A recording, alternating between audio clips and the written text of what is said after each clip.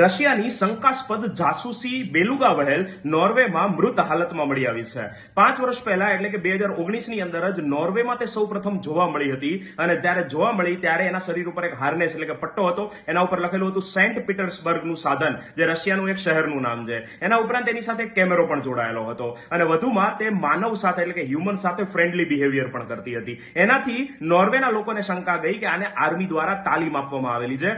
ઉપરાંત આજે બેલુગા પ્રજાતિની વહેલ છે આર્કટિક ઓશિયનમાં જોવા મળે છે. જ્યારે તે નોર્વેમાં આટલે દૂર જોવા મળી ત્યારે પણ એના ઉપર શંકા ગઈ, પરંતુ રશિયા દ્વારા કોઈ પણ દિવસ એવું નથી કહેવામાં આવ્યું કે આ અમારા દ્વારા તાલીમ અપાવવામાં આવેલી છે. આ જે બેલુગા વહેલ છે સામાન્ય રીતે 60 વર્ષ સુધી જીવતી હોય છે, પરંતુ આ વહેલ 15 વર્ષની હાલતમાં જ મૃત અવસ્થામાં મળી આવી છે. અને બીજું કે આને નોર્વેજિયન દ્વારા એક નામ આપવામાં આવ્યું હતું, હવાલ્દીમીર. હવાલ એટલે નોર્વેમાં વહેલ થાય છે અને વ્લાદમીર એટલે કે પુતિન, એટલે કે પુતિનની વહેલ એવું તેઓએ નામ આપ્યું હતું.